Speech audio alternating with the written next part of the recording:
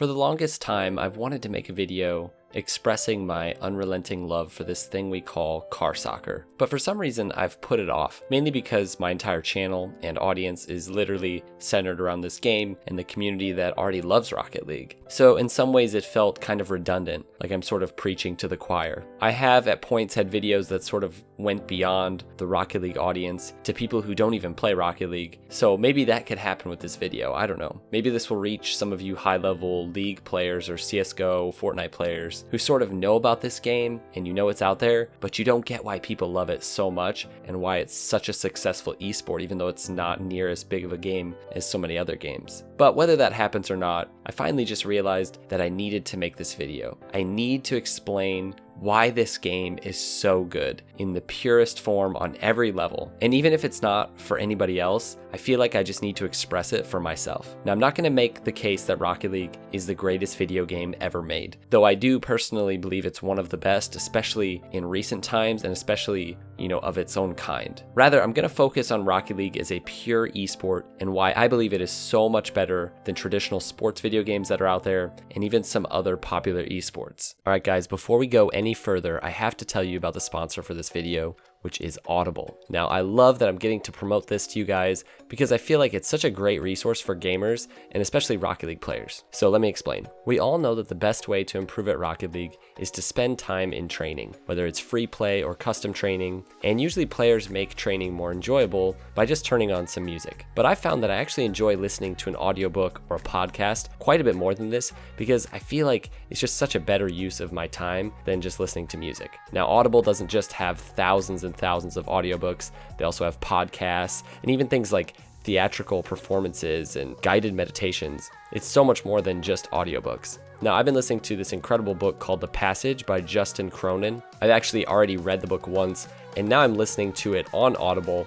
And man, it's so much better to listen to it than to read it. Plus, it's passive, so I can do other things like drive or play Rocket League. Plus, Audible is just an amazing platform in general. The app is completely free to download. You can listen across devices without losing your spot, and you can download audiobooks and listen to them offline. So if you guys are interested, go to audible.com/FLuuMP to get your first month subscription completely free. Again, that's audible.com/FLuuMP. I've got a link in the description below. Check it out, guys, and let's get into it.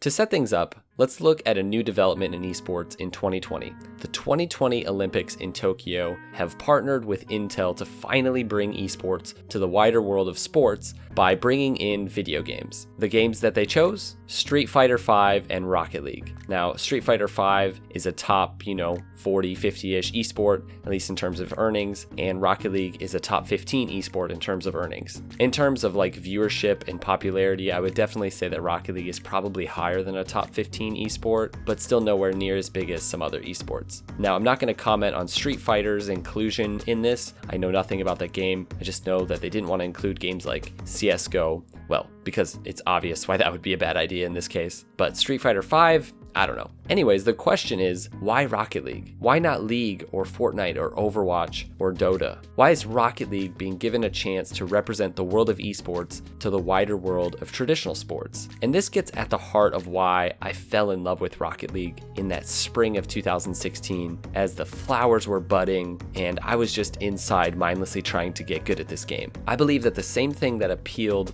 to Intel and whoever decided to make Rocket League an Olympic esport, that was the same thing that appealed to me in the first place. This is a sports video game that just doesn't feel like any other sports game, and in a very real sense, it feels way more like a real sport than any of those games. You see, there's a problem with sports games. They're just really not fair, and there's a few big reasons why that is, but the biggest reason is that the human body has way more options in real life that just cannot be expressed simply on a controller.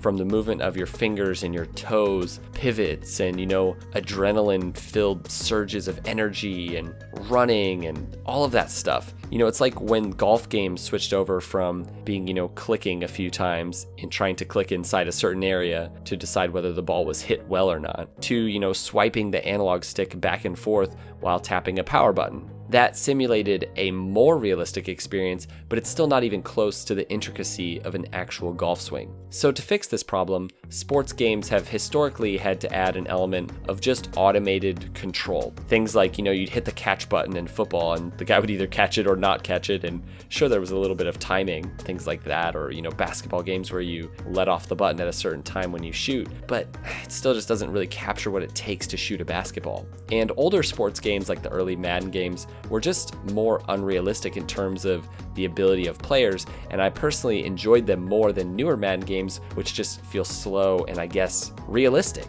But it doesn't work because they're not realistic. So traditionally, esports have been nothing like real sports because, again, real sports don't work as competitive video games. They're not actually competitive. There's way too much luck. But things like League and Dota and CSGO and Overwatch, and even games like Tetris, these are highly mechanical games, but still not in the same way as learning how to, say, dribble a basketball is. So if there was ever going to be a truly great sports game that looked and felt like a traditional sport, that could even appeal to athletes in the same way that traditional sports do, it would have to capture both the raw simplicity of sports while maintaining that somewhat unrealistic gaming feel that other esports have, even though they don't feel at all like real sports. So it'd kind of have to capture both gaming and sports. So the look and concept behind a game like FIFA, but then the pace and mechanical difficulty and just fun behind a game like, say, Call of Duty or Overwatch or Super Smash Brothers. And that's where Rocket League comes in, with one simple but brilliant twist on the game that we call football in the rest of the world, or here American soccer. A long-standing element of gaming that is always entertaining that they decided to implement into soccer, which is cars. And this was captured really well. Someone at one point said that Rocket League doesn't feel like something that was created. It feels like something that was discovered, like it's always been there. Car soccer. Even though racing a car in a video game is nothing like racing a car in real life, there's so much more to turning and drifting than just a few buttons. That type of sport has always transferred over to video games much better than, say, basketball, because it's not a human being controlled anymore, it's an actual machine. And as technical and intricate as machines can be, they have nothing on, actually trying to simulate what it means to control your own body. Now, the brilliance of Rocket League comes in the next few steps that were taken, and that is the physics and the mechanics. So sports games have traditionally not been proper physics-based games. Making a physics-based game that really balances realism with fun is just so difficult to do. And traditionally, more physics-based games have not been sports games. Shooters and RPG games have a certain level of precision and realism in their physics, but we've never seen a game where you feel as if you're the one down on the field or the court, really interacting with the other players and with the sport in a way that just feels super real and super under control. Now, Rocket League is actually much slower and more realistic than the original car soccer game that came out 10 years ago. And though that's true, Rocket League is actually still much faster and much more exaggerated than real life physics. Now, you may think that this takes away from it feeling like a true sport, but it doesn't in this realm of video games. In fact, there have been certain Rocket League mods, like this one made by Cinderblock, which actually puts you in the driver's seat of the car. And though that's fun and interesting, it doesn't quite do justice to the game and all of the skills that you can develop with that extra little bit of, field of view. Plus, it kind of makes you want to puke. But it is really fun. So the brilliance then in terms of Rocket League mechanics comes in 4 main moves that are otherwise impossible in a traditional car. Sure, you can do lots of things in Rocket League. You can do way more than just these 4 things. You can wave dash and half flip and stall and tornado spin and flip reset and flip cancel and ceiling shuffle and flick and air dribble, but all those crazy moves that take hours and hours and literally hours to master, they're all based on these 4 amazing mechanics that you just don't have with a normal car, and they are this: jump, boost, dodge, and air roll. Without these moves, car soccer would just look like regular real-life car soccer, which we all know is not that much fun and actually doesn't take that much skill. So let's take, for example, air rolling. That is the ability to turn your car in a sort of barrel roll manner, besides just turning it sideways like a normal car. So coupled with the ability to dodge forwards and sideways and diagonally, this means that if needed, you can hit the ball with this incredible level of precision and power by simply air rolling a bit when you go for a shot and then dodging accordingly. And guess what? It is insanely hard. Again, hours. literally hours. And I've pushed virtually everyone that I've ever coached from any rank in Rocket League to master the ability to hit air roll shots, or to start working on it and really start working on placing your shots through these skills, like putting it in the top right corner, or putting it in the top left corner. Now, what do you have in FIFA or NBA 2K, whatever, that even compares to this? Let's take passing, for example. How do you pass in FIFA? Now, based on my limited knowledge and the little bit that I've played, the gist of it is basically just hitting a button. Like, yeah, there's timing and making, decisions about what's a good pass, but it's pretty much just hitting a button. How insulting is that to the sport itself? Like, how difficult is it really to master passing in soccer, like hitting high passes, hard passes, leading the player, all that stuff? Now let's look at Rocket League. With the combination of dodging, jumping, boost, and air rolling, passing in Rocket League is you literally in your car actually making a pass to your teammate. It may be bad, it may be good, it may be, an actual shot on goal, like you were actually trying to hit a shot that's so bad it turns into a pass. But regardless of how it turns out, it will turn out the way it turns out because of you, and you only. You really are in complete control. Or let's think about movement in FIFA. You have this little person running around, changing directions, because you are maybe, holding down run and then turning your player. There's really not a whole lot more than that. In Rocket League, if you want to move from one place to another, you have to master things like drifting, high-level mechanics like wave dashing and boost management and half flipping if you're gonna, change your momentum, or recovery mechanics like if you land sideways, you need to hit, be hitting drift when you land so that you don't lose all your momentum. Like, it's just so much more in depth. Or what about defense in Rocket League compared to defense in a game like FIFA? Also, sorry to all you FIFA fans out there. I'm not trying to hate on FIFA. It's a great game for what it is. It's just not a sports game in my opinion. It's more like Age of Empires than proper soccer. And Age of Empires is great, but seriously, if you've played Rocket League for any amount of time, you know Rocket League is a superior sports game. It's the reason it's the only top 15 earning esport that has any sense of traditional sports elements involved. There's also a good chance that you quit Rocket League and went back to FIFA or something like that because Rocket League is so ridiculously hard to be good at, almost like a real sport. Regardless, let's talk about defense in Rocket League. So let's say you're actually in the goal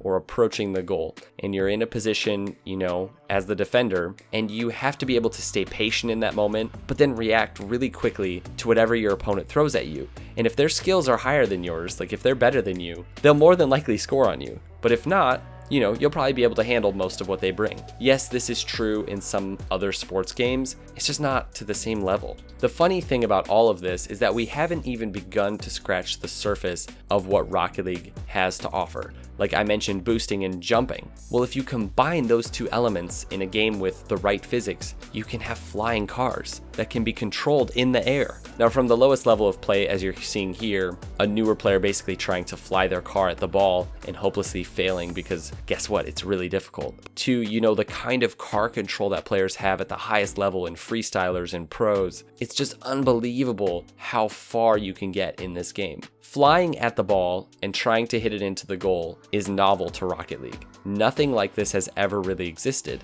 at least not in a way that was good. Flying planes, through things has always been a part of gaming, but to add this to a field with, a ball with opponents, oh man, there's just nothing like it. So when I started playing this game back in 2016, I don't think I understood all of this. In the same way that a kid doesn't fully understand what basketball is when they pick up a ball, they just know that they see other people dribbling, for example, and man, they want to be able to dribble. Like my daughter, she really wants to be able to dribble, and she's practicing it. And, once they master that, they'll start trying to dribble with one hand, or, without needing to look at the ball the whole time. Just like in Rocket League, you realize that you actually have to be able to do all of this stuff without staring at the ball the whole time. Like you have to watch your opponent. But man, there's levels to this stuff. It's insane. And I see it in other video games, definitely. Games like League and Fortnite and CSGO. There's so much depth and you have to put in so much work. And those games are competitive. And they are esports. I'm not saying they're not esports, but they just don't feel like traditional sports to me. Not in that simple, raw way that Rocket League does. Rocket League is so simple, just like in the same way basketball is just trying to get a ball ball to go in a basket, but the depth that is there,